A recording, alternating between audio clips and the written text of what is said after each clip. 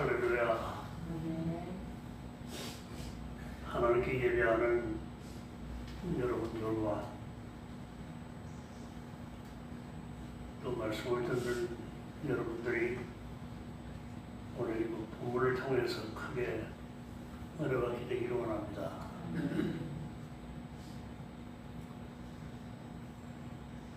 지난 11일 날 제가 봉사하는 그 목사 합창단에서 설교를 했습니다. 설교 준비가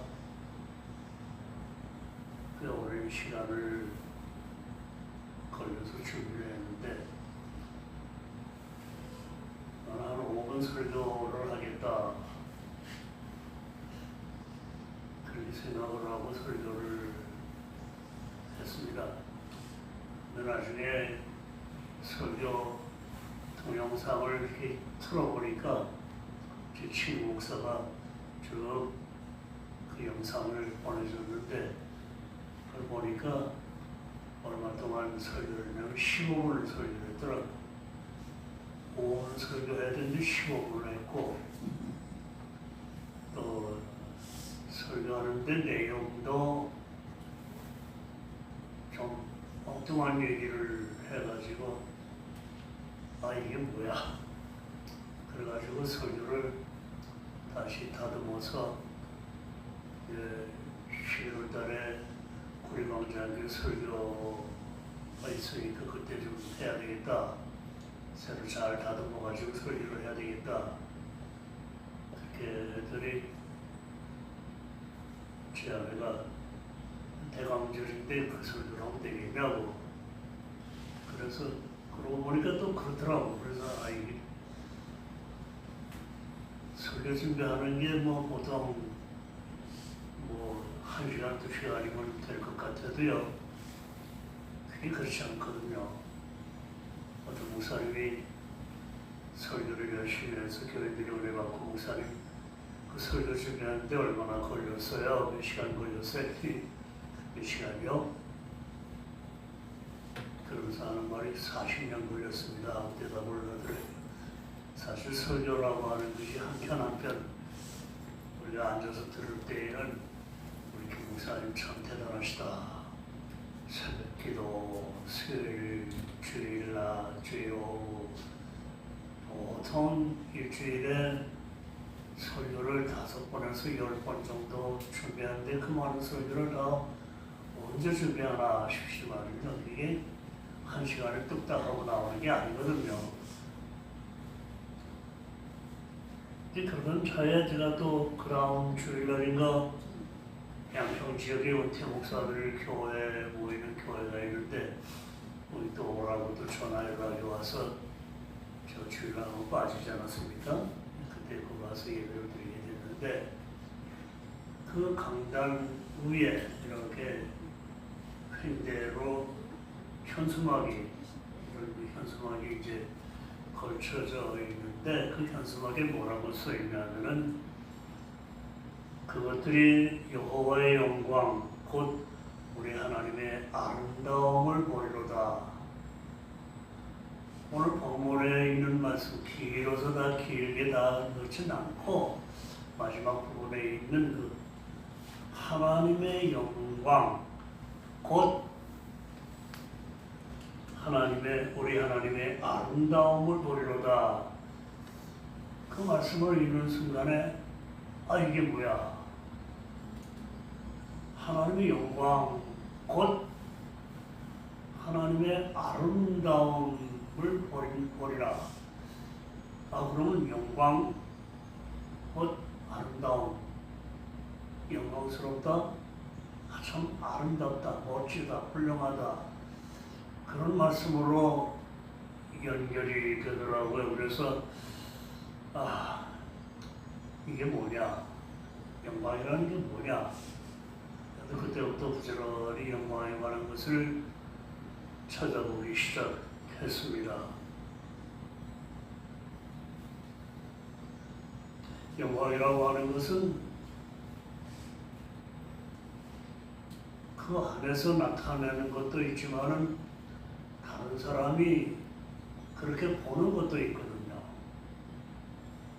예, 목회자는 강단에 서게 되면은 설교를 준비한 것 외에 이것저것 유혹을 많이 받습니다.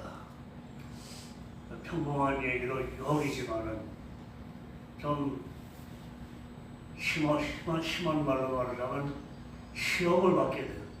이 얘기도 하고 싶고 저 얘기도 하고 싶고 또 이렇게 해서 어떻게 좀 운에 좀 끼쳐볼까 이런 유혹을 많이 받거든요.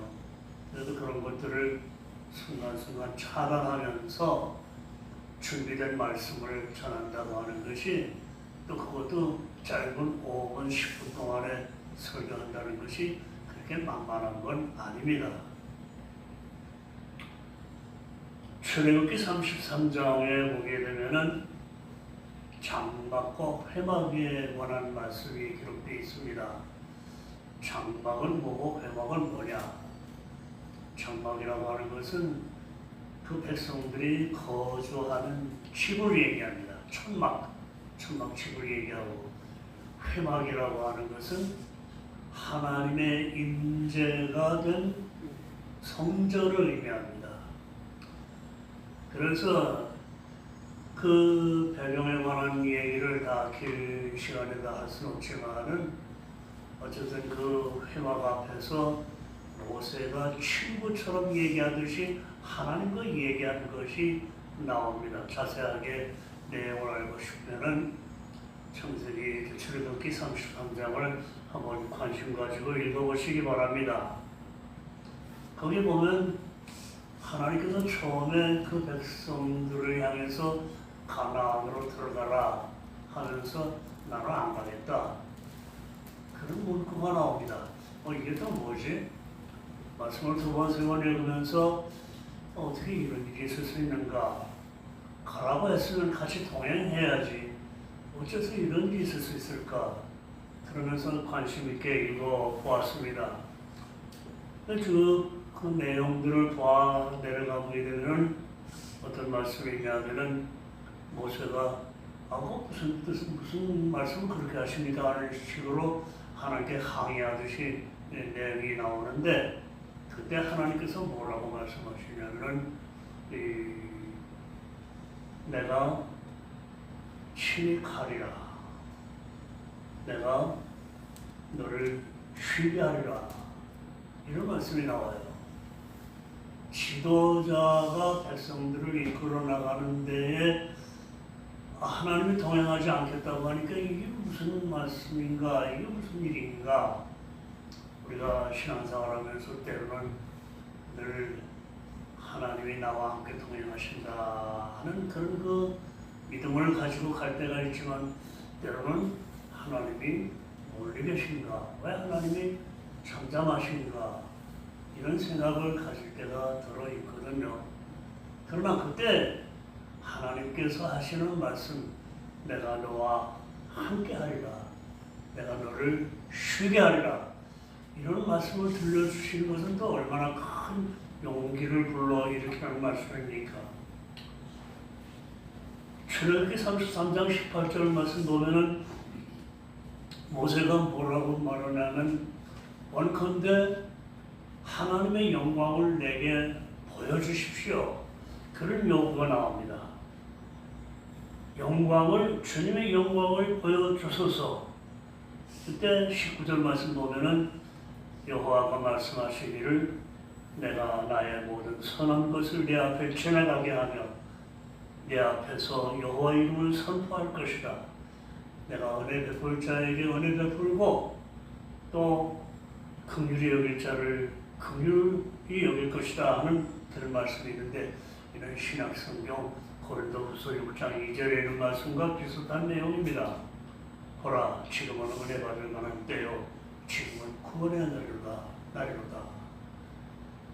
하나님이 아무리 좋은 것을 준비했어도 그 좋은 것을 받아들이는 사람의 자세가 어떤 해에 따라서 긍휼과 자비와 은혜와 영광이 다르게 나타난다고 하는 것이죠. 자, 대림절 첫 주일인데 여러분 많이 들어서 알겠지만은 예수 그리스도의 탄생, 또 메시아의 탄생에 대해서 알고 있는 사람, 또 들은 사람들이 어떤 사람들이 있습니까? 질문이 좀 어렵습니까? 쉽게 얘기하면 예수님의 탄생 소식을 들은 사람이 누구입니까? 순서가 바뀌어도 괜찮아요. 대답해 보세요. 이렇게 목사님이 여쭤볼 때 잘 대답하더만 제가 그러면 겁이 납니까? 어떻게? 목자들, 목자들, 동방박사, 동방의 박사들, 그 다음에 구약의 선지자들, 서기관들, 다 알고 지낸 사람들이죠. 그 다음에 뭐 벌써부터 알고 있는지 혹은 나중에 알게 됐는지 헤롯 왕도 알고 있었습니다. 그런데 그 많은 사람들 중에서 메시아를 찾아간 사람, 찾아가서 경배한 사람 누굽니까? 목자와 동방의 박사들. 그럼 목자와 동방의 박사들 중에서 누가 먼저 소식을 들었습니까? 어려워요? 아마도 동방의 박사들이 멀리서 왔으니까 멀리서 일찍이 소식을 들었을 겁니다. 그들이 헤롯 왕 앞에 와서 이스라엘의 왕으로 태어난 자가 어디 있습니까? 하고 질문할 정도니까 벌써 오래전부터 그걸 별을 보고 찾아내고 그리고 찾아온 그 사람들 아닙니까? 여러분, 우리가 목자들이 메시아의 탄생한 것을 발견하고 돌아갈 때에 누가복음 2장에 보면 뭐라고 말씀이 나오냐면은 영광이 그 위에 있더라 그 말씀이 또 나옵니다. 아니 목자들이 다녀갔는데 영광이 거기에 있더라고 또 무슨 얘기입니까? 이 말씀을 생각하면서 참 어렵다. 도대체 영광이라고 하는 것이 뭐냐? 잠깐 딱딱한 얘기들만 나가니까 좀 우스갯소리를 하나 할게요. 그 영광이 우리나라 어디에 있는 영광입니까? 전라도 영광. 전라도 영광에는 뭐가 유명합니까? 굴비가 유명하죠. 트럭에서 굴비를 파는 사람이 팻말을 붙였는데 뭐라고 써보실지 생각 상상해 갑니까? 영광굴비. 하늘에는 영광, 땅에는 굴비. 땅에는 굴비. 제가 너무 딱딱한 얘기를 하는 것 같아서 잠시 좀 웃기는 얘기를 했어요. 영광이라고 하는 것이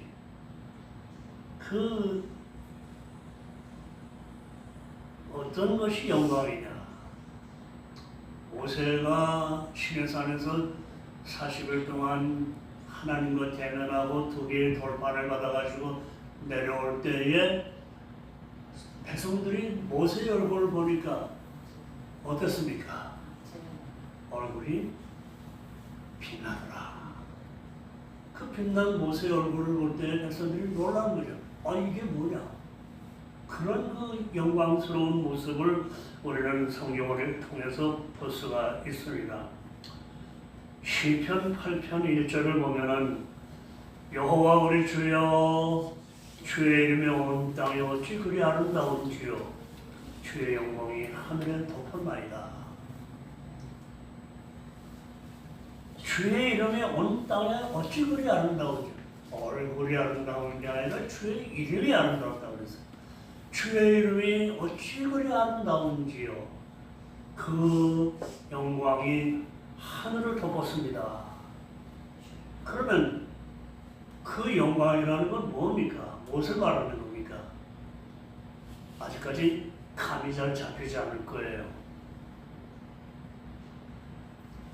마태복음 17장에 보면은 변화산에 오르신 예수님 제자들과 함께 변화산에 올라갔을 때에 하늘에서 소리가 들렸습니다. 그때 이는 내 사랑하는 아들이니 너희는 그의 말을 들으라. 하나님의 음성을 듣고 제자들이 깜짝 놀랐습니다. 그래서 이거 보통 일이 아니다. 그래서 베드로가 성질이 급해가지고서는 뭐라고 얘기했어요? 내가 여기다가 집을 세 채 짓겠습니다. 예? 천막 세 개를 지을 텐데 하나는 주를 위해서 하면서 아주 자기의 그 급한 그 감격을 그렇게 쏟아내지 않았습니까? 그러니까 영광이라고 하는 것은 뭐냐? 영광이라고 하는 것은 내가 그에게 드리는 것이 영광이 아니라 그 자체가 가지고 있는, 예수님 자체가 가지고 있는 그 이름 또는 그 자태, 그의 행동, 그의 모든 것이 영광이라 이렇게 생각을 할 수가 있는 거죠. 교회는 흔히 네 가지 기능을 가지고 있다고 얘기를 합니다. 예배와 선교와 그리고 친교와 봉사, 네 가지 중요한 기능들이 있는데 그 모든 것들이 다 예배나 교육이나 친교나 또는 그 봉사하는 그 모든 것들이 다 아름답게 보일 때 가치가 있는 겁니다. 무슨 얘기인지 이해가 되세요? 그 모든 것을 볼 때에 참 멋있다, 아름답다, 그럼 맛있다, 없다가 아닙니다. 그 예배하는 시간, 말씀을 배우는 시간, 또 친교하는 시간, 그리고 봉사하는 그 시간, 그 모든 것이 다 아름답고 가슴 뜨거운 감격이 있을 때에 거기에 영광이 임한 것을 우리는 체험하게 됩니다. 그러니까 하나님의 영광이라고 하는 것은 단순히 명예가 아닙니다. 그건 하나님의 본질의 총체적인 드러남이고 또 그 하나님 자체가 바로 영광의 모습이라 생각할 수 있죠. 하나님의 아름다움과 탁월함, 하나님의 그 모든 속성, 사랑과 공의와 거룩과 전능, 지혜, 선함, 이런 모든 것들이 그에게서 발산되는 것 자체가 영광이라는 거예요. 우리가 기도할 때 그런 말 많이 하죠. 하나님께 영광을 돌리게 하옵소서. 하나님은 모질해서 여러분에게 영광 달라고 했습니까? 뭐 이렇게 영광을 대박으로 말로 이렇게 퍼서 드리는 게 영광이 아닙니다. 그 영광이 아니고 그 하나님 자체를 즐거워하는 것. 우리가 목회하는 목사님을 볼 때에 목사님 참 살찐 것 같다, 마른 것 같다, 편찮은 것 같다, 그런 감정이 아닙니다. 그런 감정이 아니고 목사님의 얼굴, 그 자태, 말씀 이런 모든 것들을 볼 때에 거기 아우라라고 하는 말 아세요? 여러분? 아우라라고 하는 것, 그 후광, 그 설교자 뒤에 비치는 하나님의 후광, 그 설교자가 훌륭한 게 아니라 하나님이 그와 함께 하심으로 하나님이 기뻐하시는 그 모든 것, 아까 변화산의 그 말씀처럼 이는 내 사랑하는 아들이요 내 기뻐하는 자라고 하는 그 음성을 듣고 깨닫고 감격할 때에 거기에 영광이 임하는 것을 우리가 깨달아야 됩니다.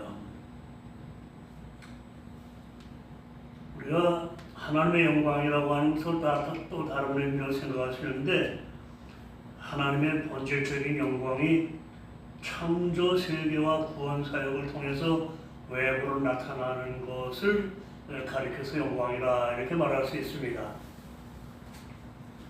우리가 빛을 보거나 또는 어느 날 맑은 하늘 구름을 바라볼 때가 있습니다. 그 빛을 보거나 구름을 바라볼 때 야 하고 감동할 때가 있죠.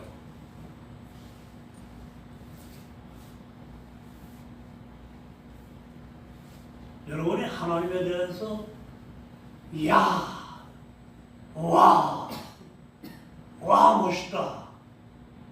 여러분이 구리광장 교회 올 때에 어떤 감격을 가지고 옵니까? 교회 올 때, 와 하는 그런 감격. 말씀을 들을 때, 이야, 말씀이 정말 아멘입니다 하고는 그런 감격이 있습니까? 빨리 끝나고 음식이나 챙겨 먹어야지. 빨리 끝나고 또 어디 갈 데가 있는데 그냥 가야지.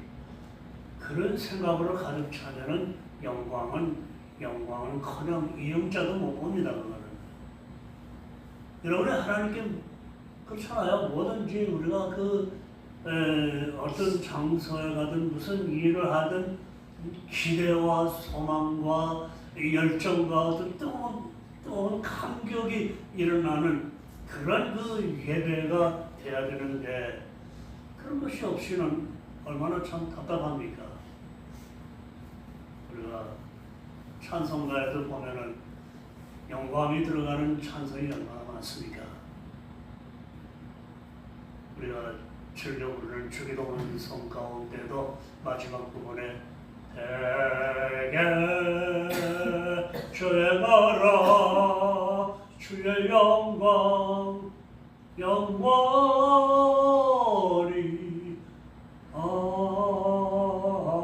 아멘.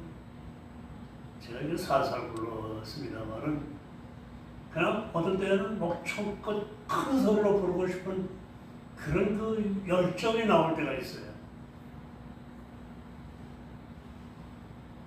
여러분의 찬양이 힘이 있어야 됩니다. 여러분의 찬송이 열정이 터져 나와야 됩니다. 여러분의 헌신이 정말 하나님의 영광을 나타내는 그런 성도의 자태가 나타나야 돼요. 제가 아까 양평의 원태 목사들 예배를 잠깐 소개했습니다만 그날 설교한 목사님이 설교를 하는데 회중들을 골고루 보면서 설교를 안 하고 딱 한 곳만 보고서 설교를 해요. 어떤 교회는 그 목사님이 한 곳만 보고 설교를 하길래 도대체 좀 누구를 보고 저렇게 설교를 하나 했더니 그래서 그 목사가 바라보는 눈길 쪽을 이렇게 보니까 그 예쁘장한 교인이 하나 앉아있더래. 목사님이 저 예쁜 여자를 좋아하는가 보구나. 그 사람도 예배가 되겠어요? 그러니까 우리가 하나님께 예배할 때에는 하나님에게만 집중해야 돼요. 마르다 마리아가 예수님을 영접할 때에 마르다는 뭐 했고 마리아는 뭐 했죠? 마리아는 예수님 발 앞에 엎드려서 말씀에 귀를 기울였습니다. 마르다는 음식 장만한다고 바빴어요. 하다 보니까 참 동생이 예수님 발 앞에 앉아있는 게 참 묵걸서 났거든요. 세우지를 나가지고 예수님! 아이고 왜 이렇게 소리 질러? 아니 내가 이제 바쁘게 일하는데 도와줄 생각을 하고 마리아가 저게 뭡니까? 좀 나를 도와서 일 좀 하게 해주십시오. 제 버전입니다. 제가 표현한 거예요. 성경은 그렇게 안 나왔어. 그냥 좋은 말로 마리아로 하여금 나를 좀 돕게 해달라고 하는 그런 뜻의 말씀을 하고 있습니다만은 그런 마음속에 그런 마음이 있다 보니까 이게 음식이 제대로 됩니까? 일이 제대로 잡힙니까? 그렇잖아요. 오늘 우리가 하나님께 예배할 때도 항상 우리의 눈은 하나님께 집중되어 있어야 되고 우리의 마음은 항상 그 성령님께 집중이 되어 있어야 돼요.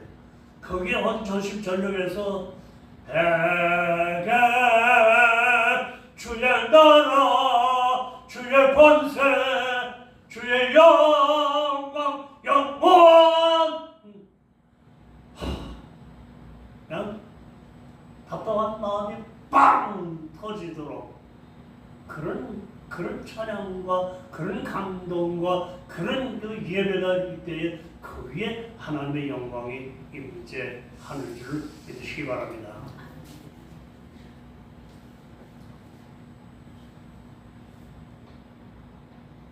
하나님의 영광은 하나님의 그 위대하심을 인정하고 찬양하는 겁니다.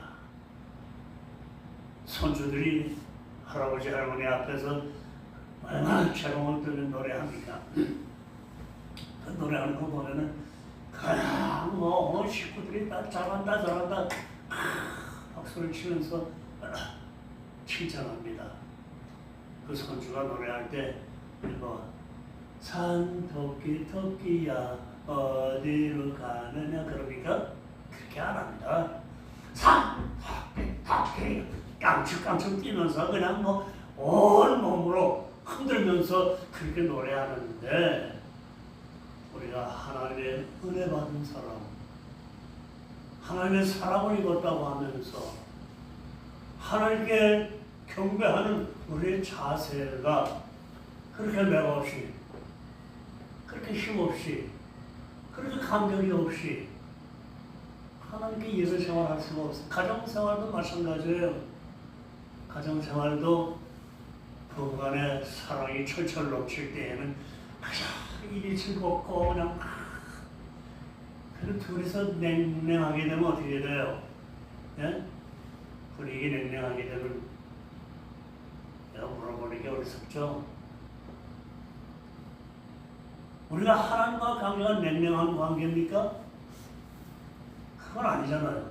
하나님과의 관계는 뜨거운 관계입니다. 그렇기 때문에 찬양도 열정적이어야 되고 기도도 열정적이어야 되고 우리의 봉사도 열정적이어야 돼요. 하나님께 헌신한다는 게 뭐냐? 헌신하는 건 내 몸을 던지는 겁니다. 내 몸을 던지는 거예요. 제가 요즘에 도서관에 가서 신문을 보다 보니까 유언 에세이라고 하는 고르베 교수가 쓴 칼럼이 하나 있어요. 제가 관심 있게 읽었습니다. 학생들에게 93세 때까지 사는 것을 상정하고 에세이를 써라. 유언장이 아니고 93세까지 사는 20대 청년들에게 그런 얘기를 글을 써보라고. 어떻게 살 것인가 그걸 써보라는 거예요. 저도 가만히 생각하다가 야 내가 지금 앞으로 5년만 산다면 어떻게 남은 생애를 정의할 건가. 내 93세까지 농고하고 뭐 살게 해주고 감사하지만 이건 아니다. 내가 좀 더 열정적으로 멋있게 그리고 뭔가 참 하나님께 뜨거운 나를 남기는 것이 필요하겠구나. 그런 생각을 좀 해봤습니다. 그것이 구체적으로 뭐냐? 우리가 하나님께 영광을 돌린다는 것은 삶의 모든 영역에서 하나님의 뜻을 따라 살아서 그분의 성품과 가치를 세상에 반영하는 것입니다. 고린도전서 10장 31절을 말씀 보시면은 뭐라고 기록되어 있습니까? 먹든지 마시든지 무엇을 하든지 하나님의 영광을 위하여 하라. 먹든지 마시든지 무슨 일을 하든지 내가 하나님께 청소를 하든지 하나님께 예배하는 모든 것을 하든지 봉사를 하든지 찬양을 하든지 그 모든 것이 다 하나님의 영광을 받으시도록 하라고 하는 그런 열정이 있어야 되겠습니다. 결론적으로 하나님의 영광은 하나님 자체의 완전한 아름다움이며 동시에 그 아름다움이 창조와 구속 사역을 통해서 모든 피조물들에게 나타나는 것입니다. 창조 세계를 통해서 우리가 하나님의 위대하심을 깨닫고 경탄하는 것. 제가 목회 초년에 너무 힘들고 어려워서 경남에 있는 기도원에 올라갔습니다. 기도원에 올라가서 밤새도록 이슬을 맞으면서 기도하고 새벽녘에 이슬이 내리는데 그 이슬을 흠뻑 맞으면서 떠오르는 아침 해를 보니까 얼마나 그 해가 감격스러운지. 그 아침 떠오르는 해를 보면서 그냥 이슬 맞은 그 추위고 뭐고 없어요. 두 손을 번쩍 들고 주 하나님 지으신 모든 세계 내 마음속에 그리움을 그냥 너무 감격스러워서 찬양을 크게 불렀습니다. 여러분을 신앙생활하면서 지금까지 내 일생 동안에 그렇게 감격하면서 찬양하고 헌신한 일이 몇 번이나 있었습니까? 하지 못해서 하는 일이 아니라 내가 이제 내 생명이 얼마 남지 않았다. 이제 내가 할 일이 많지 않다. 그런 감격 속에서 여러분들이 더욱더 하나님의 영광을 위해서 여러분 삶의 전 영역이 헌신되기를 바라는 마음에서 말씀을 생각해 봤습니다.